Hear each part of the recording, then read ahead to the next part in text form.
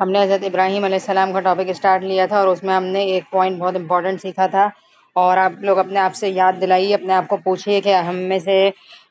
کسی نے سوچا کوئی نیکی کرتے ہوئے کہ پتہ نہیں قبول ہوئی کہ نہیں ہوئی؟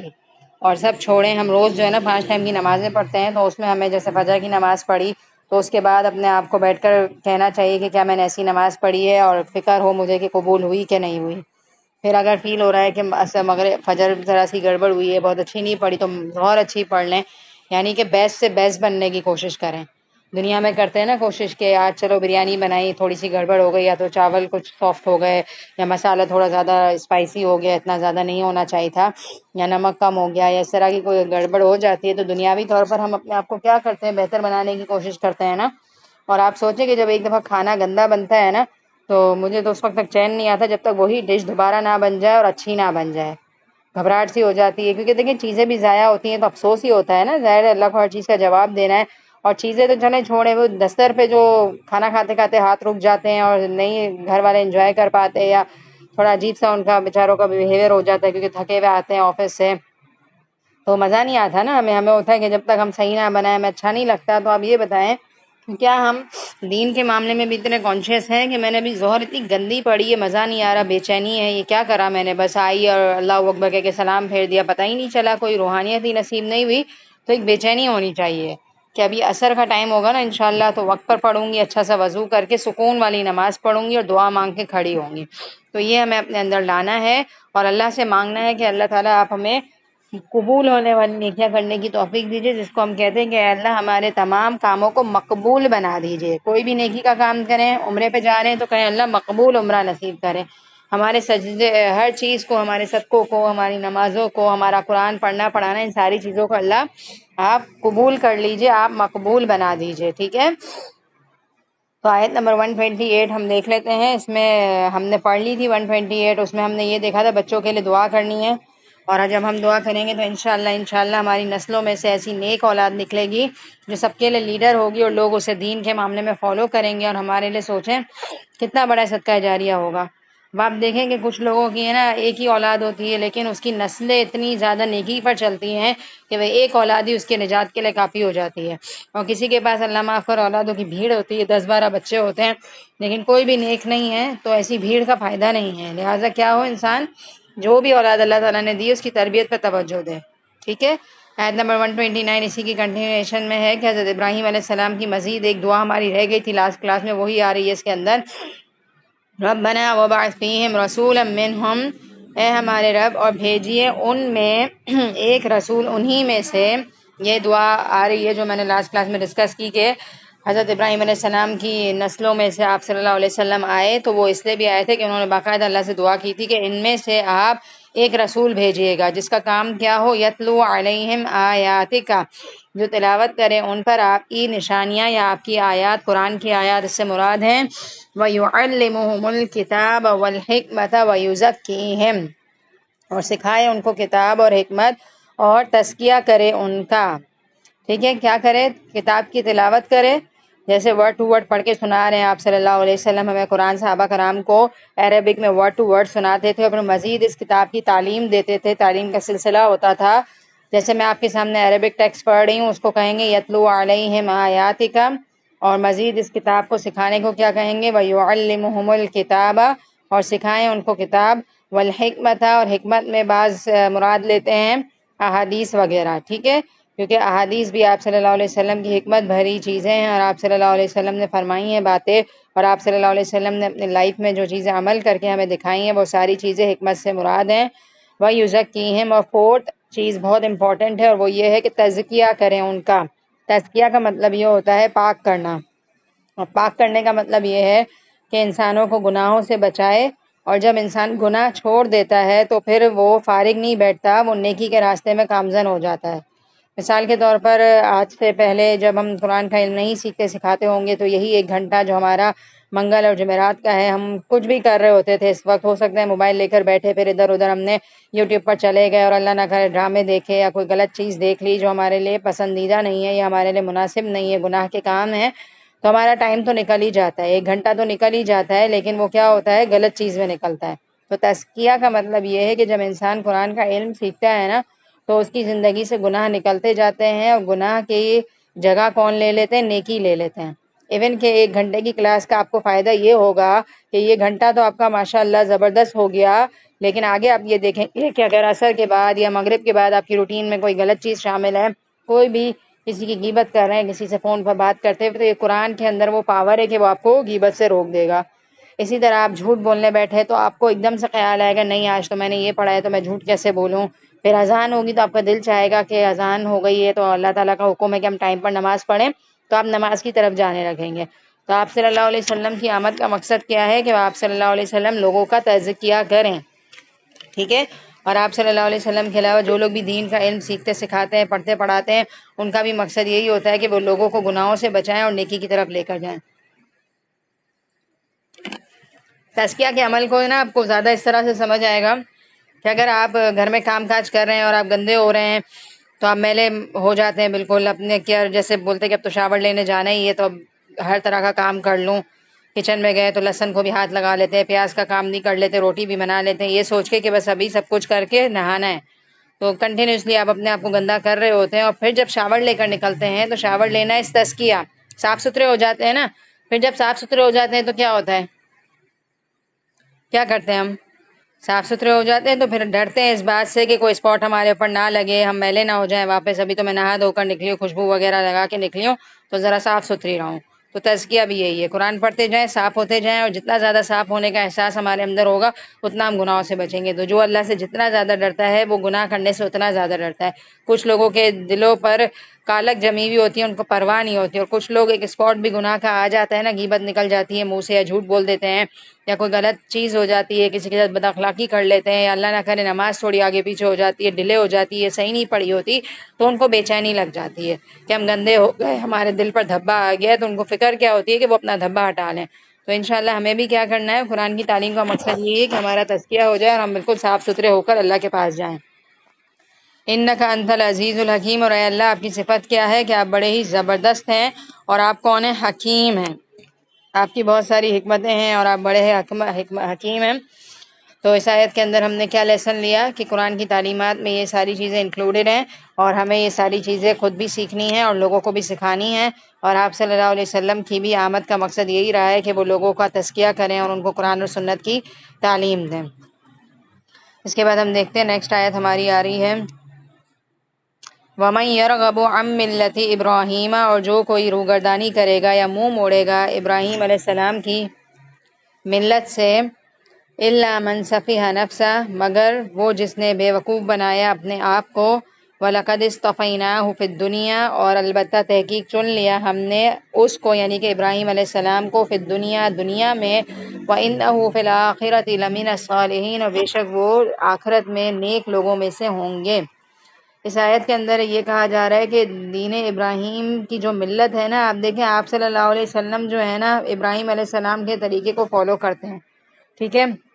تو ایک طریقے سے ابراہیم علیہ السلام ہمارے باپ کا درجہ رکھتے ہیں، کیونکہ آتے ہیں الفاظ جس میں کہ ابراہیم تمہارے باپ کا درجہ رکھتے ہیں، اور باپ کی ملت کو تم فالو کر رہے ہو، اور یہی ملت آپ صلی اللہ علیہ وسلم نے فالو کی، اور پھر ہمیں بھی یہی فالو کرنی ہے۔ تو اس آیت میں مطلب یہ آ رہا ہے کہ جو ابراہیم علیہ السلام کے طریقے کو فالو نہ کرے نا، ابراہیم علیہ السلام کا طریقہ اٹس ہمارا دین ہی ہے، ٹھیک ہے؟ اس ورڈ میں کنفیوز نہیں ہوئیے گا کہ ابراہیم علیہ السلام کی ملت کیا، یا آپ صلی اللہ علیہ وسلم کا جو طریقہ کار ہے وہی اس سے مراد ہے، کیونکہ آپ صلی اللہ علیہ وسلم نے انہی کو فالو کیا، اور انہی کی دعا کا نتیجہ ہے آپ صلی اللہ علیہ وسلم۔ تو اس آیت میں یہ کہا جا رہا ہے کہ جو بھی سیدھے راستے سے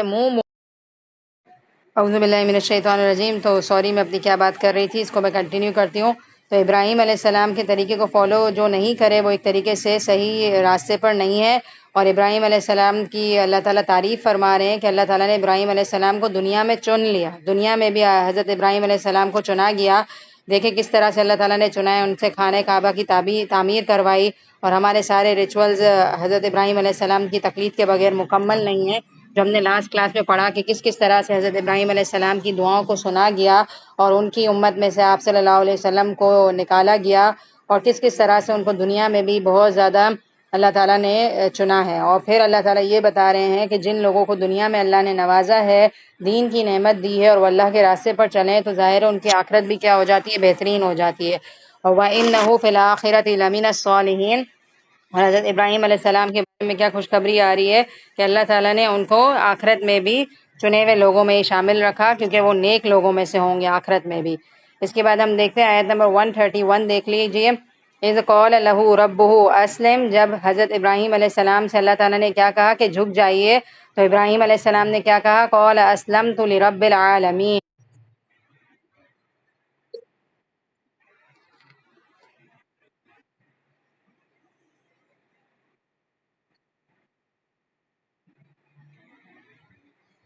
ابراہیم علیہ السلام نے کیا کہا؟ اسلمت لرب العالمین۔ اب آپ دیکھیں جو ہم نے لاسٹ کلاس میں آیات پڑھی تھی نا، وہ اسی کا ایک طریقے سے یہاں پر ڈیٹیل آ رہی ہے، جو میں نے پہلی بھی آپ کو آیت کوٹ کی تھی کہ اللہ تعالیٰ نے ابراہیم علیہ السلام کو ہر طرح سے ٹیسٹ کیا، اور ان کا کیا رد عمل تھا کہ اللہ تعالیٰ نے یہ کہا کہ انہوں نے ہر چیز کو پورا کر کے دکھایا۔ تو جب ہم نے کل والی جتنی بھی چیزیں، آپ دوبارہ دیکھ لیں کہ کیا کیا چیزیں ہم نے دیکھی تھیں، کہ بیٹے کی قربانی مانگی تو انہوں نے فوراً سے قربانی کری، خانہ کعبہ کی تعمیر کری، اور ہر چیز پر کیا نظر آتا ہے کہ ابراہیم علیہ السلام جھک گئے اللہ تعالیٰ کے آگے۔ اذ قال لہ ربہ اسلم، اس ورڈ کو آپ دیکھیے کہ کتنے زبردست ورڈ آ رہے ہیں، کہ جب اللہ تعالیٰ نے ابراہیم علیہ السلام سے کہا کہ جھک جائیے، اسلم آرڈر کا لفظ آ رہا ہے کہ جھک جائیے، تو جواب یہ آ رہا ہے قال، ابراہیم علیہ السلام نے فوراً سے کیا کہا؟ اسلم، تو میں جھکتا ہوں، لرب العالمین، رب العالمین کے لیے۔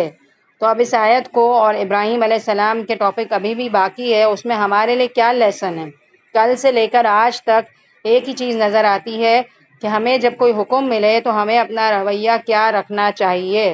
اور دوسرا آپ یہ دیکھیے کہ ہماری قربانیاں اتنی بڑی بڑی نہیں ہیں۔ ہماری قربانی ہے یہ کہ ہم اپنے بیٹے کے گلے پہ چھری پھیر دیں؟ ہے یہ قربانی ہماری؟ ہماری قربانی پتہ ہے کیا ہے؟ کہ جب دنیا ایک ٹریک کی طرف جا رہی ہے اور دنیا دنیا کر رہی ہے، تو ہمیں کیا کرنا ہوگا؟ اللہ کے لیے، اللہ کے راستے پر چلنا ہوگا، یہ ہمارا کام ہے۔ آج کے دور میں یہ دیکھیں کہ اگر معاشرہ بہت الگ ٹریک کی طرف جا رہا ہے اور ہر کوئی بے حیائی کر رہا ہے اور ایک دنیا کی زندگی میں ہی مگن ہے، تو ہم اپنے بچوں کو اگر اس ٹریک سے ہٹا کر یہ کہتے ہیں کہ تم دین کا علم سیکھو، اور ایک دنیا کی تعلیم کے ساتھ ساتھ دین کا علم بھی ہم دے دیں، تو یہ ہماری قربانی ہے، جو کہ ہمیں سم ٹائم مشکل لگتی ہے۔ ہمیں ایسا فیل ہوتا ہے کہ اگر بچوں نے فل ٹائم دنیا کو نہیں دیا اور آخرت کے لیے بھی ٹائم نکالا، تو کہیں ان کی دنیا کم نہیں ہو جائے۔ اب آپ دیکھیں کہ ابراہیم علیہ السلام نے کس طرح سے اپنی اولادوں کو اللہ کے لیے وقف کر دیا، اور آج ان کا نام جب ہم لیتے ہیں تو ہمارے چہرے پر ایک مسکراہٹ سی آ جاتی ہے، اور ہمارا ایمان تازہ ہو جاتا ہے، کیونکہ انہوں نے ایسی کارنامے انجام دیے ہیں کہ رہتی دنیا تک ان کا نام ہمارے دلوں میں باقی رہ گیا ہے۔ کتنا ایمان ہمارا تازہ ہو جاتا ہے نا یہ ٹاپک پڑھ کے، کہ کس کس طرح سے انہوں نے اللہ کے لیے اپنے آپ کو وقف کر دیا، اور اپنی اولادوں کے لیے بھی انہوں نے ایک ہی چیز چاہی۔ اور آپ دیکھیں کہ جب اللہ تعالیٰ نے یہ کہا کہ میں تمہیں امامت دوں گا، تو حضرت ابراہیم علیہ السلام نے فوراً سے کیا ڈیمانڈ کی تھی یہ بتائیں؟ قال ومن ذریتی، فوراً سے کس کی فکر کی تھی؟ اپنی اولاد کی فکر کی تھی۔ تو ہمیں بھی نیک کام میں یہی فکر کرنی چاہیے کہ ہماری اولادیں کیا کر رہی ہیں، اور اصل ہمارے آج کے دور کا جہاد جو ہے نا، وہ یہی ہے کہ ہم اپنی اولادوں کو کس راستے کی طرف لے کر جائیں، اور اپنے لیے ان کو صدقہ جاریہ بنائیں، ان کی نمازوں کی فکر کریں کہ وہ نمازوں کے پابند ہیں، ان کو دین کا علم ہے کہ نہیں ہے، وہ کیا کر رہے ہیں، کوئی غلط چیز تو نہیں کر رہے جو اللہ کی پسندیدہ نہیں ہے۔ تو یہ ہماری قربانیاں ہیں، ٹھیک ہے؟ اور ہماری ذات میں بھی ہماری کیا قربانیاں ہیں؟ چھوٹی چھوٹی تو قربانیاں ہیں ہماری، کہ اللہ کو جس طرح کا ڈریس نہیں پسند وہ ہم نہ پہنیں، اپنی حیا کی حفاظت کریں، اور اپنا تزکیہ کرتے رہیں، اپنے آپ کو پاک صاف کرتے رہیں، گناہوں سے اپنے آپ کو بچاتے رہیں، اور ہم کیا کریں؟ گناہوں کی جگہ کس کو دے دیں؟ نیکیاں کرتے رہیں۔ ہم اپنی زندگی کو ہم ایک بیلنس طریقے سے لے کر چلیں، اور ہمارے اندر بھی ابراہیم علیہ السلام کی طرح یہ فکر ضرور ہونی چاہیے کہ کوئی بھی کام ہم کر رہے ہیں تو وہ مقبول ہونا چاہیے اللہ کی نظر میں، اور عاجزی ہونی چاہیے ہمارے اندر۔ کوئی بھی نیکی کا کام کر کے ہم اپنے آپ کو یہ نہ سمجھیں کہ ہم نے تو بہت بڑا کام کر لیا۔ ہم اپنے اندر عاجزی رکھیں کہ ہم نے ابھی تو کچھ بھی نہیں کیا، ہمیں بہت کچھ کرنا ہے، اللہ کی جنت پانے کے لیے بہت ایفرٹ کرنے کی ضرورت ہے، یہ بہت بڑی چیز ہے۔ تو ہم بس کرتے جائیں اور قبولیت کی فکر رکھیں۔ چھوٹا سا بھی کام کریں تو بس یہ دھیان میں رکھیں کہ قبول ہوا کہ نہیں ہوا۔ اور آپ دیکھیں کہ دو چیزیں ہماری کسی بھی چیز کو قبول کرنے کا نتیجہ ہے، ایک تو یہ کہ ہم ایمان ہونا چاہیے ہمارے اندر، اور عمل صالح ہونا چاہیے۔ یہ آئی تھنک اسی پارے کے اندر بات آئی تھی، اور ہم نے ڈسکس کیا تھا کہ ایمان کیا ہے، کہ اللہ کے لیے کریں، یقین رکھیں کہ میں صرف اللہ کے لیے کر رہی ہوں، کوئی ریاکاری نہیں ہے، صرف اللہ کی رضا چاہتی ہوں میں۔ نماز پڑھ رہے ہیں یا کسی کی خدمت کر رہے ہیں، صدقہ کر رہے ہیں، تو صرف اس لیے کر رہی ہوں کہ میرا اللہ مجھ سے راضی ہو جائے، اور دوسرا طریقہ سنت والا ہونا چاہیے، جس طرح سے آپ صلی اللہ علیہ وسلم نے طریقہ بتایا ہے اور جو صحیح راستہ ہے اسی طریقے سے کرنا ہے۔ اپنی مرضی کی نیکی ہم نہیں کر سکتے کہ مجھے یہ چیز بڑی پسند ہے اور یہ یوں کر لیتی ہوں، میں یہ یوں کر لیتی ہوں، طریقہ درست نہیں ہوگا تو پھر ہماری نیکی مقبول نہیں ہو سکتی، ٹھیک ہے؟ تو یہ ساری چیزیں حضرت ابراہیم علیہ السلام کے کیریکٹر میں بہت زیادہ امپورٹنٹ تھیں، اور اس چیز کو اپنی زندگی میں شامل کریے کہ چھوٹی چھوٹی چیزیں۔ اور یہ بھی ہمیں نظر آتا ہے کہ ابراہیم علیہ السلام نے ہر موقع پر اللہ سے دعا کیا، یہ دیکھیں آپ، ہر موقع پہ جو بھی اللہ تعالیٰ نے حکم دیا نا، جیسے کہا کھانے کے کعبہ کی تعمیر کر لو، تو اس میں اللہ سے دعا کرتے ہوئے نظر آ رہے ہیں۔ اس شہر کے امن والے ہونے کے لیے دعا کی، اپنی اولادوں کے لیے اللہ سے دعا کی، ہر اسٹیپ پہ کیا نظر آ رہا ہے؟ اللہ سے وہ رہنمائی لے رہے ہیں۔ تو ہمیں بھی یہی چیز نظر آتی ہے کہ ہم بھی جو بھی کام کر رہے ہیں تو ہماری زندگی میں دعائیں شامل ہونی چاہیے۔ کسی بھی چیز کا آپ نے آغاز کیا ہے، کوئی ایک بزنس ہی آپ رن کرنا چاہ رہے ہیں، یوٹیوب پر کوئی چینل بنانا چاہ رہے ہیں، ایک جنرل سی بات کر رہی ہوں میں، تو یہ چیزیں بھی ہم اللہ سے مانگ سکتے ہیں۔ اگر حلال کمائی آپ کر رہے ہیں، ٹیوشن وغیرہ پڑھا رہے ہیں، یا کوئی بھی چیز آپ کر رہے ہیں، یہ جسٹ میں آپ کو اگزامپل دے رہی ہوں کیونکہ ہماری زندگی میں یہی اگزامپلز ہیں۔ آپ کے بچے کوئی نیا کام شروع کر رہے ہیں تو اللہ کی رہنمائی لیں، بار بار اللہ سے مانگیں کہ اللہ فلاں کام ہم کر رہے ہیں، آپ برکت دیں، اور کوئی پریشانی آئے تو بھی اللہ سے کہیں کہ اللہ تعالیٰ ہم کوشش کر رہے ہیں، یہ مشکل آ گئی، 2 نفل پڑھ کے اللہ سے مانگیں اور مایوس نہ ہوں۔ کوئی بھی کام کریں چاہے وہ دینی ہے، اسی طرح دیکھیں دین کا بھی علم سیکھ رہے ہیں نا، یہ بھی آپ نے ماشاءاللہ یہاں جتنے لوگ بھی موجود ہیں ماشاءاللہ نئی شکلیں ہیں، تو پہلا پارہ الحمدللہ کافی لوگوں نے کور کیا ہے، تو اس میں بھی اگر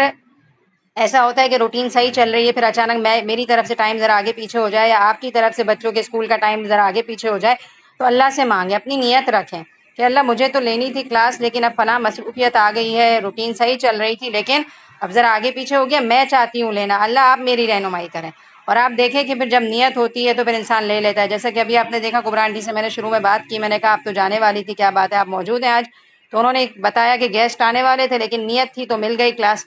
تو اصل بات یہ کہ جب ہماری نیت ہوتی ہے تو پھر اللہ تعالیٰ بھی راستے آسان کر دیتے ہیں۔ تو ابراہیم علیہ السلام کی زندگی سے آپ یہ سیکھیں کہ اللہ سے گائیڈنس لینی ہے، ہر موقع پہ، دن میں کتنی دفعہ اللہ سے مانگیں۔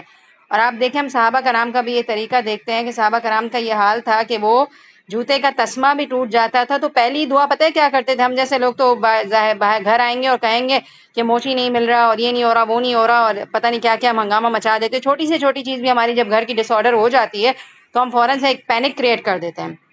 ہم نے کبھی یہ دعا کی کہ اللہ تو کسی اچھے بندے کو بھیج دے جو میری یہ چیز فکس کر دے؟ اب دیکھیں ہمارے گھر کا بالفرض گرمی پیک پر چل رہی ہے اور اے سی خراب ہو جائے، گیس لیک ہو جائے، جو بھی ہو جائے، تو ہم کیا کرتے ہیں؟ ہمارا طریقہ کیا ہوتا ہے؟ ایک دن گرمی میں سونا پڑے تو ایک ناشکرا پن ہمارے اندر آتا ہے، ہم یہ نہیں سوچتے کہ کتنے غریب ایسے ہیں جن کے گھروں میں تو یہ فیسلٹی بھی نہیں ہے، وہ تو بغیر اے سی کے سوتے ہیں۔ ہم کیا کرتے ہیں؟ پینک کریٹ کر دیتے ہیں اور ناشکرا پن کرتے، ایک رات گرمی میں کیا سو گئے، پھر دوسرے دن تک کہہ رہے ہوتے رات کو نیند نہیں آئی، یہ نہیں ہوا وہ نہیں ہوا، ایک تو اے سی خراب ہو گیا۔ مجھے لگتا ہے جس کو بھی فون ملائیں گے ہم یہ والی گفتگو کرتے ہیں اور ایک عجیب سی گھبراہٹ کریٹ کر دیتے ہیں۔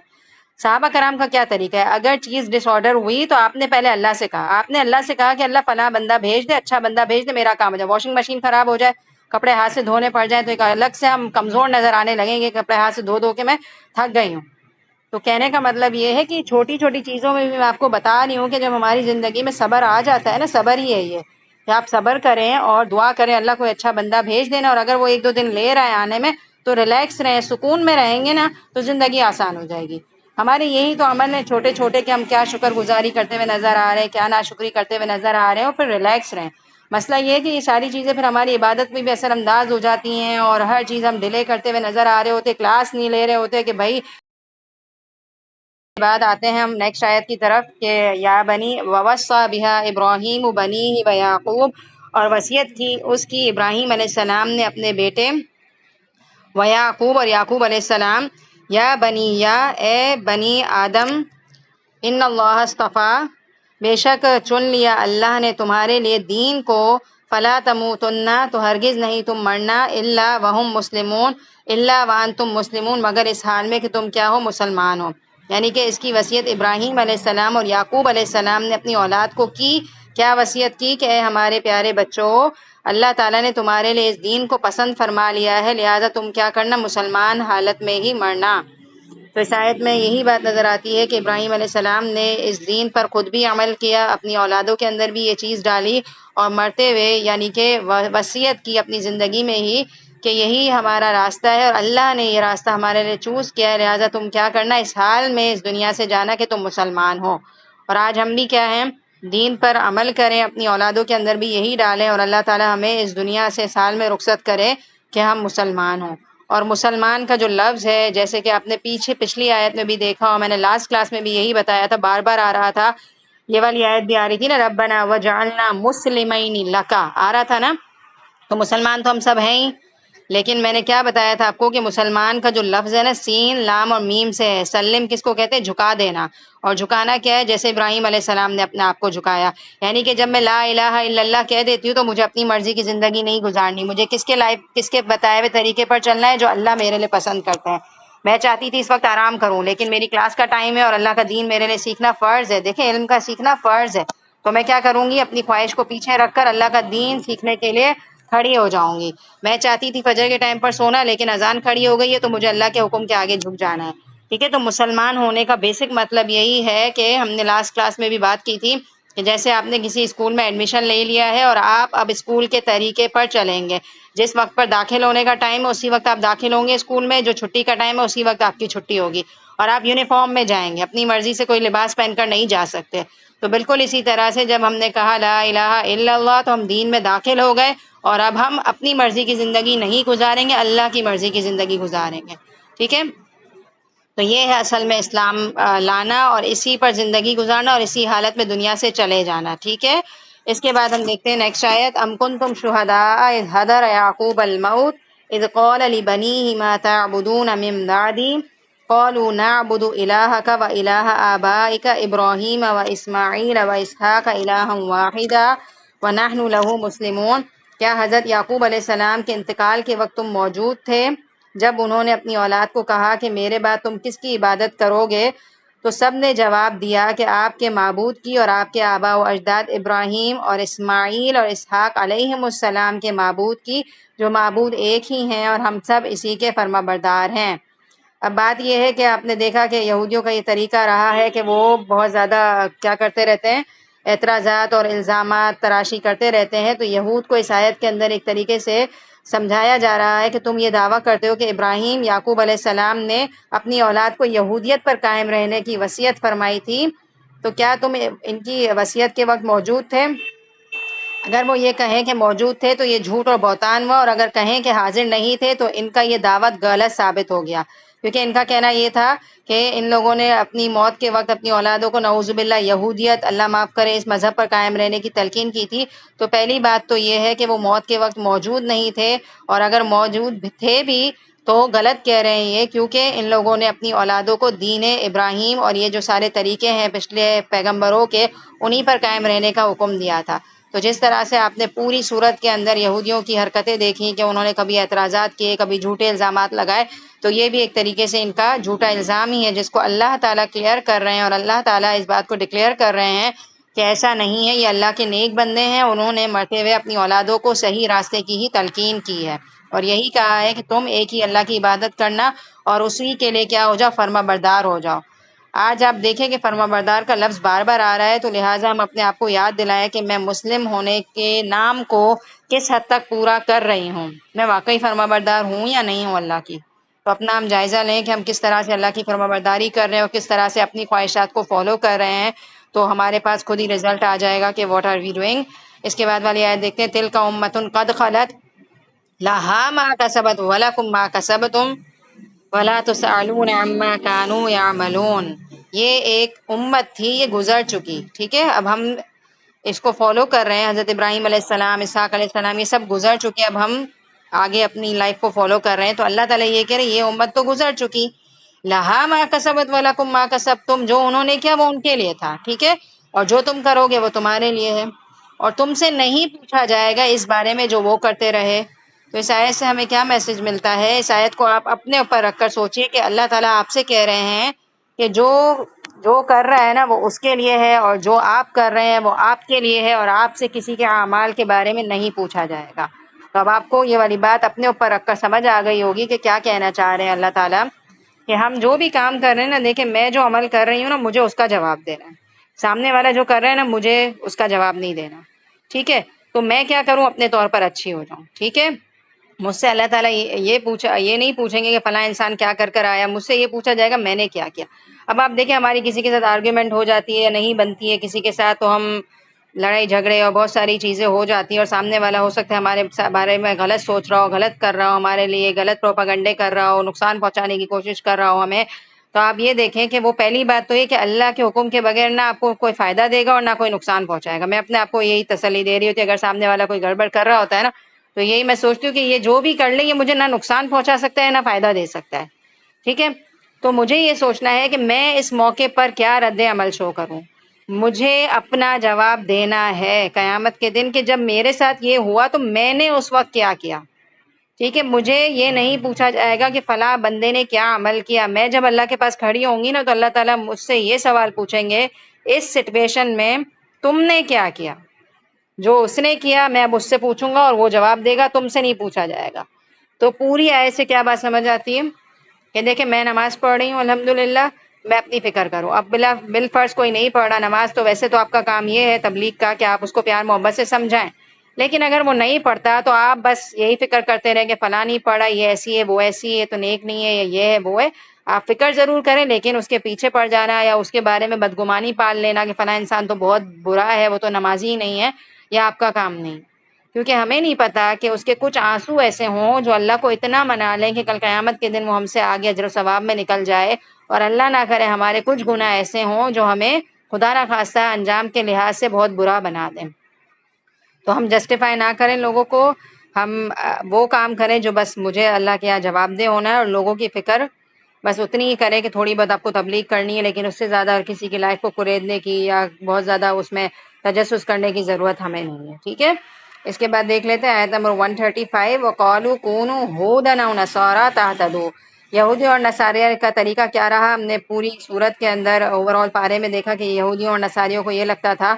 کہ وہ لوگ جنت میں جائیں گے، وہ بخشے بخشائے ہیں، اور اگر جہنم میں چلے بھی گئے تو تھوڑے دن رہیں گے، اور وہ کہتے تھے یہودی کہ ہم ہدایت پر ہیں، اور عیسائی کہتے تھے ہم ہدایت پر ہیں۔ تو یہ لوگ واپس یہی بات کہہ رہے ہیں، وقالو، اور ان لوگوں نے کیا کہا، ہو جاؤ یہودی یا عیسائی، تم یا تو پھر یہودی بن جاؤ یا عیسائی بن جاؤ، دیکھنا تم کیا ہو جاؤ گے، ہدایت پا جاؤ گے۔ اللہ تعالیٰ کیا کہہ رہے ہیں، ہمیں تو اللہ تعالیٰ کی بات کو لینا ہے نا۔ اور آپ دیکھیں دنیا میں بھی یہی ہو رہا ہوتا ہے، ہر کوئی اپنی بات کر رہا ہوتا ہے کہ اس طرف آ جاؤ اس طرف آ جاؤ، مطلب فرقہ واریت بھی ہم نے اتنی بنا لی ہے، فلاں فرقے کی طرف آ جاؤ تو یہ ہو جائے گا وہ ہو جائے گا۔ تو آپ اپنی آنکھیں کھلی رکھیں اور آپ سوچیں کہ آپ کو کیا کرنا ہے، کیونکہ کسی خاص فرقے سے بلونگ کرنے والا بھی جنت میں نہیں جائے گا۔ اصل فرقہ آپ صلی اللہ علیہ وسلم کا ہمیں فالو کرنا ہے، وہ آپ کو پتہ ہے کیا ہے، قرآن اور سنت، بس وہی لائف اسٹائل ہمارے لیے انف ہے۔ تو کل بل ملت ابراہیم حنیفہ، تو اللہ تعالیٰ کیا کہہ رہے ہیں، تم فالو کرو ابراہیم علیہ السلام کا طریقہ جو یہ حنیف تھے، وما کان من المشرکین، وہ مشرک نہیں تھے، ٹھیک ہے؟ تو اس آیت سے کیا لیسن لیا ہم نے کہ ہم اپنی لائف میں الحمدللہ دیکھیں اس راستے کی طرف آئے ہیں۔ آپ ہو سکتا ہے آپ لوگوں سے سرکل میں اپنی فرینڈز گیدرنگ میں بیٹھے ہوئے ہو، کزنز میں بیٹھے ہوئے ہو، کہیں بھی بیٹھے ہوئے ہو، آپ بتائیں گے میں نے فلاں کلاس شروع کی، آن لائن کلاس ہے اور یہ اور وہ، تو اللہ معاف کرے لوگ پوچھتے ہیں کہ آپ کی ٹیچر کا فرقہ کیا ہے، اور پھر جب آپ فرقہ بتاتے ہیں تو لوگ آپ کو دماغ گھمانے کی پوری کوشش کرتے ہیں۔ تو آپ بتائیں ان سے کیا کہیں کہ الحمدللہ میں سیکھ رہی ہوں، میری زندگی میں پازیٹیو چینجنگ آ رہے ہیں اور مجھے بہت اچھا لگ رہا ہے، اور اللہ تعالیٰ نے عقل دی ہے آپ کو۔ اگر میں کوئی غلط بات کرتی ہوں یا قرآن اور حدیث سے خلاف ٹکراتی ہے تو آپ کی عقل ضرور جھنجھوڑے گی آپ کو، آپ ہلیں گے اور آپ مجھ سے سوال کریں گے، پھر اگر آپ کانفلکٹ کرتے ہیں تو آپ کی مرضی ہے بات مانے یا نہ مانے، لیکن دیکھیں اللہ نے عقل دی ہے۔ اب ہم کہیں کہ اتنی فرقہ واریت ہوگی، سمجھ ہی نہیں آتا کس مدرسے میں جائیں اور کیا علم سیکھیں،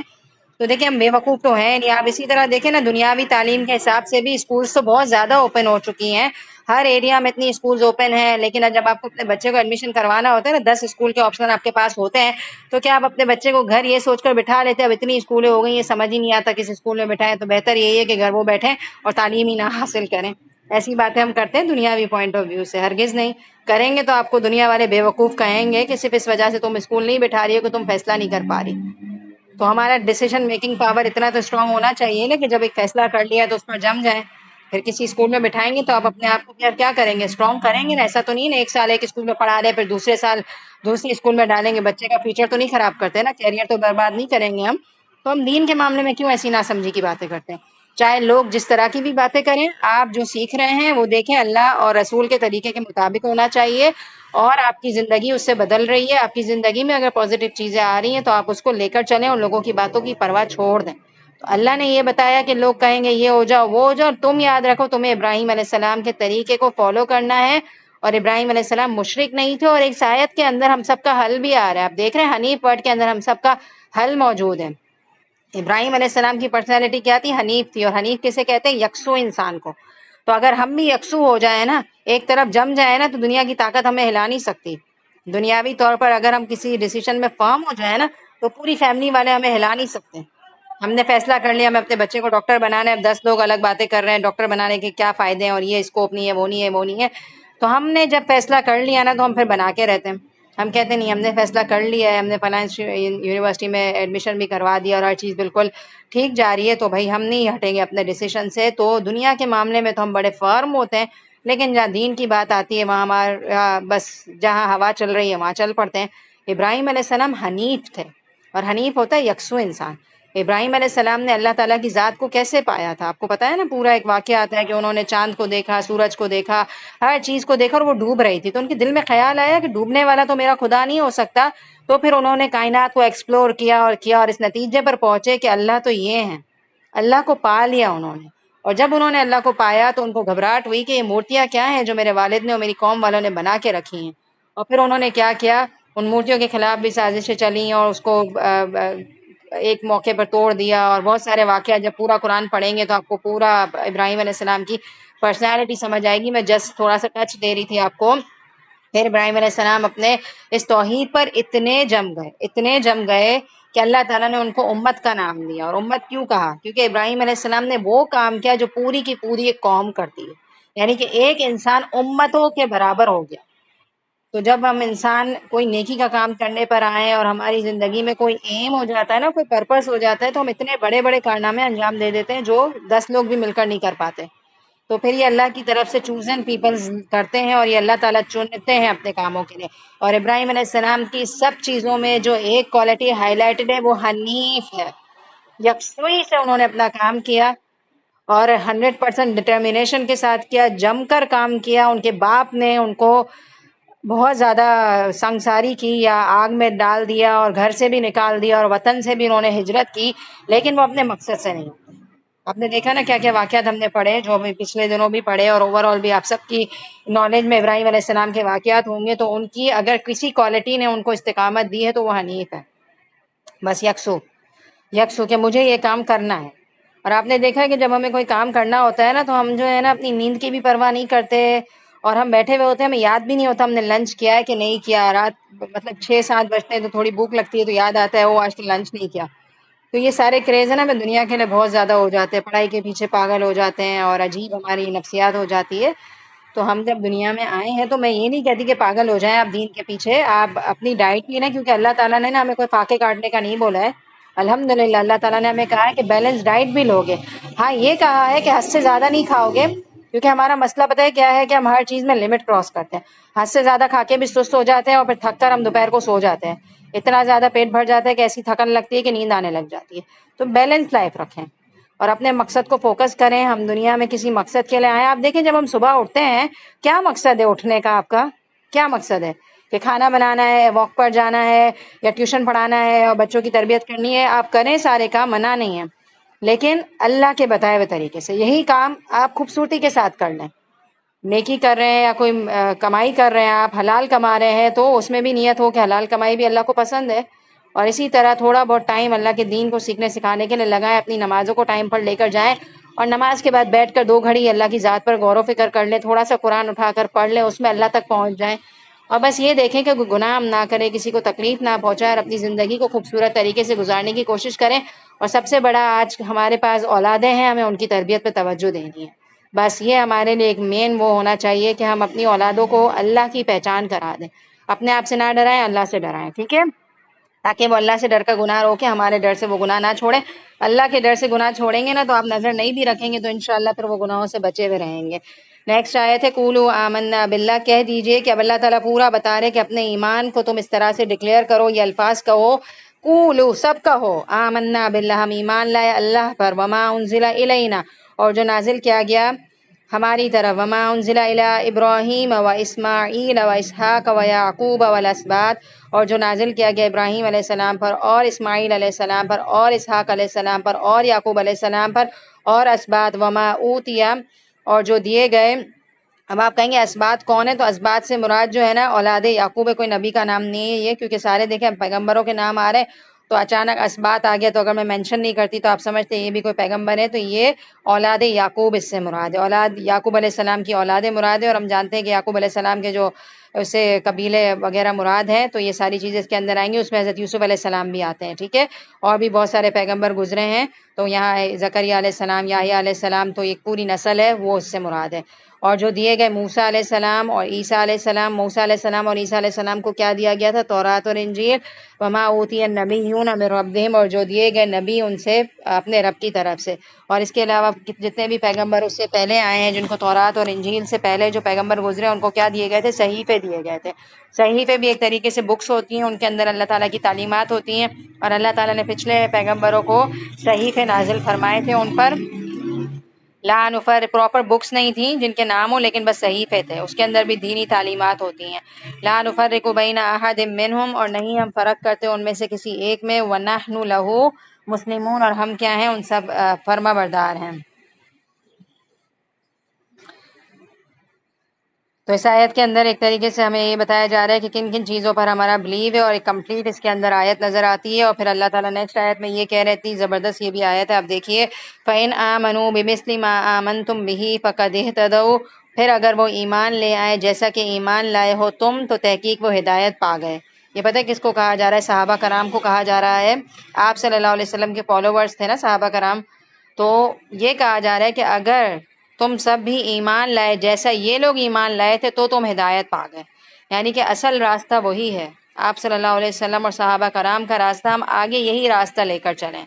ٹھیک ہے۔ اور اگر ہم نے منہ پھیر لیا وَإِن تَوَلَّوْا فَإِنَّمَا هُمْ فِي شِقَاقٍ، اور اگر وہ منہ موڑ لیں تو کیا ہے؟ وہ گمراہی میں ہے۔ شقاق کا مطلب ہوتا ہے مخالفت، ضد، بہت سارے میننگ اس کے اندر پائے جاتے ہیں، مخالفت، ضد، یہ ساری چیزیں اس کے اندر پائی جاتی ہیں، ٹھیک ہے۔ تو اللہ تعالیٰ نے بس یہی کہہ دیا کہ جو اس راستے کو فالو کرے گا وہ ہدایت پائے گا، اور جو اس کے علاوہ اس راستے سے منہ پھیر لے تو وہ ایک طریقے سے مخالفت کر رہا ہے، ضد کر رہا ہے۔ کیا ضد ہے؟ جیسے کہ ہم نے یہودیوں کو دیکھا، ان کے اندر ضد تھی کہ آپ صلی اللہ علیہ وسلم ہماری نسل میں سے نہیں آئے، لہٰذا ہم ضد میں آ کر آپ صلی اللہ علیہ وسلم کی مخالفت کر رہے ہیں، ٹھیک ہے۔ فَسَيَكْفِيكَهُمُ اللَّهُ، تو عنقریب کافی ہو جائیں گے ان کے مقابلے میں آپ کو اللہ سبحانہ وتعالی، وَهُوَ السَّمِيعُ الْعَلِيمُ، اور وہ سننے والے ہیں اور جاننے والے ہیں۔ اس آیت کے اندر ایک بہت ہی خوبصورت بات آ رہی ہے اور بہت ہی زبردست ہے، اس کو ہائی لائٹ کریے اور یاد رکھ لیجیے یہ سینٹینس، فَسَيَكْفِيكَهُمُ اللَّهُ، عنقریب کافی ہیں آپ کو اللہ تعالیٰ ان کے مقابلے میں، اللہ تعالیٰ کافی ہیں، مطلب ہم دین کا کام کر رہے ہیں اور ہم اپنی زندگی گزارتے جا رہے ہیں، اور ہم جب الحمدللہ اس راستے پہ چل رہے ہیں تو بہت ساری تکالیف آ رہی ہیں، لوگوں کے رویے ہمیں ڈسٹرب کر رہے ہیں، ہم اپنے راستے سے اللہ نہ کرے پھر نہ جائیں، اور ہم ایک اچھے بھلے دین پر چل رہے ہیں اور لوگوں کی باتیں ہمیں پریشان کر رہی ہیں، تو اللہ تعالیٰ کیا بتا رہے ہیں کہ تم یاد رکھو کہ تمہیں کون کافی ہے، اللہ تمہارے لیے کافی ہے، لوگوں کی باتوں سے کچھ نہیں ہوتا، اگر تم صحیح ہو تو لوگوں کی باتوں کی پرواہ نہ کرو اور اس راستے پر چلتے جاؤ، چلتے جاؤ، کیونکہ دیکھیں ہم نئے نئے دین کی طرف آتے ہیں نا، اگر ہم پردہ ہی کر لیتے ہیں یا تھوڑا سا اپنا لائف سٹائل بدل رہے ہوتے ہیں تو باتیں تو ہمیں بہت سننی پڑتی ہیں، لیکن یاد رکھیے گا کہ بس کچھ سالوں کی بات ہوتی ہے، لیکن پھر کیا ہوتا ہے جب ہم جم جاتے ہیں نا تو لوگ ہمیں اسی حلیے میں ایکسیپٹ کر لیتے ہیں۔ دیکھیں ہم بھی جب دین پر آئے ہیں تو ڈائریکٹ نہیں آئے، ہمارا بھی پورا ایک سلسلہ آیا رہا ہے کہ ہم جب آئے تھے تو ہم نے جب نیا نیا پردہ شروع کیا تھا تو لوگوں کی باتیں ہمیں کافی سال تک سننی پڑی، لیکن ایک بات بتاؤں میں آپ کو، لوگ جو ہے نا کتنا ٹائم بولیں گے آپ کو، 1 سال 2 سال ہوا تھا ہمارے ساتھ بھی، لیکن الحمدللہ اللہ کے فضل سے اللہ نے استقامت دی، اور پھر جب ہم جم گئے نا تو پھر لوگ ہمیں کچھ نہیں کہتے، ان کو وہ ہمیں اس حلیے میں ایکسیپٹ کر لیتے ہیں۔ جیسے نیا نیا پردہ جوان لڑکیاں اگر کر لیں تو ہو سکتا ہے فیملی والے اس نظر سے، الحمدللہ ہمارے ساتھ بھی یہی ہوا ہے ماضی میں، ہم نے بالکل جوانی میں پردہ جب شروع کیا تھا تو ہم اپنی کزنس گیدرنگ میں بھی باقاعدہ نقاب کرتے ہوئے پھر رہے ہوتے، تو ہر کوئی آ کر اللہ معاف کرے بول رہا ہوتا تھا، لیکن بس اللہ کا ہی فضل ہوا، کوئی اپنی بڑائی کوئی اپنی تعریف نہیں ہے، اللہ نے ہمیں جمایا، اور جب اللہ نے جمایا نا تو یقین مانے 1-2 سال کے اندر لوگ ہمیں اسی حلیے میں دیکھنے کے عادی ہو گئے ماشاء اللہ سے، اور پھر ان کو ہمیں یہی ماشاء اللہ حلیہ اچھا لگتا ہے، اور پھر جب اللہ تعالیٰ ہمیں چن لیتے ہیں نا اپنی چیزوں کے لیے تو پھر سامنے والے اپریشیٹ بھی کر رہے ہوتے ہیں اس چیز کو شروع میں الٹی سیدھی باتیں کرتے لیکن پھر ایک وقت آتا ہے تعریف کرتے ہیں اس چیز کی کہ آپ بڑا اچھا کام کر رہے ہیں اور آپ کو اللہ تعالیٰ نے چن لیا ہے اور آپ بڑے اچھے لگتے ہیں پردے میں، اور دعا کریں اللہ ہمیں بھی ہدایت دے دے۔ ایک وقت آتا ہے وہ پہلے تانے والی باتیں ہوتی ہیں، بات بدل جاتی ہے۔ اللہ یہ کہہ رہے ہیں کہ تم کوئی بھی کام ایک نیا شروع کر رہے ہو نا، اسٹیپ اپنے آپ کو جمانا مشکل ہوتا ہے۔ دیکھیں نا، دنیا میں بھی تو مشکل ہے نا جمانا، دنیا میں بھی آسان نہیں ہے۔ آپ کہیں جا رہے ہیں، گھر سے نکل کر یہ کلاسز لے رہے ہیں، وہ کلاسز لے رہے ہیں، شوہروں کا اعتراض ہوتے ہیں، بچے ڈسٹرب ہوتے ہیں، بہت ساری چیزیں ہوتی ہیں، لیکن جب دین کا علم سیکھتے ہیں تو ہلکی سی بھی کوئی ہمیں بات کہہ دیتا ہے تو ہم برا فیل کرنے لگ جاتے ہیں۔ تو اللہ پر بھروسہ رکھیے، آپ کو اللہ کافی ہو جائیں گے ان لوگوں کے مقابلے میں، اور اللہ تعالیٰ سننے والے ہیں اور جاننے والے ہیں۔ اللہ کی صفت یاد رکھیے، کوئی پریشانی ہے اللہ کو پکارے، اللہ تعالیٰ کہہ رہے ہیں میں سنوں گا، اور علیم میں تمہارے حالات کو جانتا ہوں، تمہارے دل میں کیا چل رہا ہے، تمہیں کیا مشکلات کا سامنا کرنا پڑ رہا ہے، تم اپنی نیت میں کتنی سچی ہو، تم سچی ہو جاؤ، تم جم جاؤ تو میں تمہارے لیے کافی ہوں۔ اور اس آیت میں ایک بہت ہی زبردست ایک واقعہ آتا ہے اور میں ضرور کوٹ کروں گی، بہت مجھے پسند ہے۔ اس میں یہ آتا ہے کہ یہ جو ورڈ ہے نا فَسَيَكْفِيكَهُمُ اللَّهُ، ان قریب تمہیں اللہ تعالیٰ ان کے مقابلے میں کافی ہو جائیں گے۔ اللہ، اتنا دل پہ لگنے والی بات آتی ہے کہ جو حضرت عثمان ہے نا، ان کے زمانے میں ان پر لوگوں نے بغاوت کری تھی ان کے ساتھ، اور پھر ان کو نا شہید کیا گیا تھا۔ تو ان کو جب شہید کیا گیا تھا تو پتہ نہیں کس چیز سے مارا گیا ہوگا، تلوار سے یا جس سے بھی، مجھے نہیں یہ والی بات نہیں پتہ، لیکن بس یہ کہ جب ان کی شہادت ہوئی تھی ان کے گھر پر آ کر دشمنوں نے حملہ کیا تھا، اور حضرت عثمان علیہ السلام اس وقت قرآن کی تلاوت کر رہے تھے۔ تو جب ان کی شہادت ہوئی تو کہا یہ جاتا ہے کہ وہ یہی آیت پڑھ رہے تھے، اور ان کی باڈی سے جب خون کا پہلا قطرہ گرا نا تو یہ اسی آیت پہ گرا تھا، فَسَيَكْفِيكَهُمُ اللَّهُ، کہ عنقریب ان دشمنوں کے مقابلے میں تمہیں اللہ کافی ہو جائے گا۔ تو کس حد تک اس میں ہمارے لیے روحانیت ہے اور ہمارا ایمان اس میں ایک دم سے تازہ ہو جاتا ہے کہ وہ تو اللہ کے راستے میں خون تک ان کو صبغۃ اللہ ومن احسن من اللہ صبغہ، اللہ کا رنگ، اور کون سا رنگ اچھا ہے اللہ کے رنگ سے زیادہ، ونحن لہ عابدون، اور ہم اسی کے لیے عبادت کرنے والے ہیں۔ تو اس آیت کے اندر ہمیں یہ کہا جا رہا ہے کہ اللہ کا رنگ اختیار کرو، اور اللہ سے اچھا رنگ کس کا ہوگا، ہم تو اسی کی عبادت کرتے ہیں۔ اب یہ آیت اگر آپ ڈائریکٹ سنیں تو آپ کو کچھ سمجھ نہیں آ رہا اللہ کا رنگ کیا مطلب، تو اس آیت کو میں یہاں پہ آپ کو کلیئر کر دیتی ہوں۔ یہودیوں نے ایک زرد رنگ کا پانی مقرر کر رکھا ہے، عیسائیوں نے ایک زرد رنگ کا پانی مقرر کر رکھا ہے جو ہر عیسائی بچے کو بھی اور ہر اس شخص کو بھی دیا جاتا ہے جس کو عیسائی بنانا مقصود ہوتا ہے، اور اس رسم کا نام ان کے یہاں بپتسمہ ہے۔ یہ ان کے نزدیک بہت ضروری ہے، اس کے بغیر وہ کسی کو پاک تصور نہیں کرتے۔ اللہ تعالیٰ نے ان کی تردید فرمائی اور کہا اصل رنگ تو اللہ کا رنگ ہے، اس سے بہتر کوئی رنگ نہیں، اور اللہ کے رنگ سے مراد وہ دین فطرت یعنی دین اسلام ہے جس کی طرف ہر نبی نے اپنے اپنے دور میں اپنی امتوں کو دعوت دی، یعنی دعوت توحید۔ تو یہ جو یہودی یا عیسائی طرح طرح کے رنگ اپناتے تھے، عیسائیوں کی بات ہو رہی ہے اس کے اندر، کہ کسی کو بھی اپنی اس میں ریلیجن میں لانے کے لیے ایک رنگ سے نہلاتے تھے اور یہ سمجھتے تھے کہ یہ بیپٹائز ہو گیا ہے، بپتسمہ جسے کہتے ہیں۔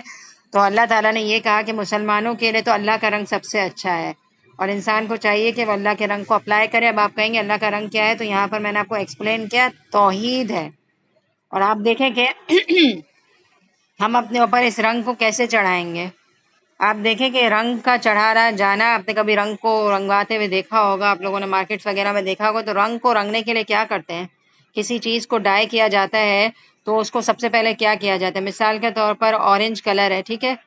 بہت ڈارک کلر ہوتا ہے نا، چلیں ریڈ لے لیں، ٹھیک ہے، ریڈ کلر ڈارک ہوتا ہے۔ اب ریڈ کلر پر آپ کو سمجھے یلو کلر ڈائی کرنا ہے تو کیا کرنا پڑے گا، جب تیز رنگ ہوتا ہے نا کوئی تو اس کو پہلے کیا کیا جاتا ہے، ریموو کیا جاتا ہے اور پھر نیا رنگ اس پر ڈائی کیا جاتا ہے۔ ایسا تو نہیں ہے نا کہ ریڈ کے اوپر ہی یلو لگا دیں گے، ہاں مانا لائٹ کلر ہوتا ہے جیسے وائٹ ہے تو اس پر یلو چڑھا دیا جاتا ہے، لیکن اگر رنگ زیادہ تیز ہو تو پہلے کیا کیا جاتا ہے، پچھلے رنگ کو ہٹایا جاتا ہے اور پھر نیا رنگ ڈائی کیا جاتا ہے۔ تو بالکل اسی طرح سے ہم لوگ بھی اپنے اوپر دوسرا کوئی اور رنگ چڑھائے ہوئے، جیسا میں نے لاسٹ کلاس میں بات کی تھی کہ ہمارے لائف سٹائل جو ہے نا ٹوٹلی بدل چکے ہیں، ہم سمجھے قرآن اور سنت کو اپنی زندگی میں اپلائی نہیں کرتے ہوئے نظر آتے ہیں، ہمارے لائف سٹائل بدل چکے ہیں، ہمارے چلنے کا طریقہ، یعنی کہ اللہ معاف کرے ہماری چال جو ہے نا،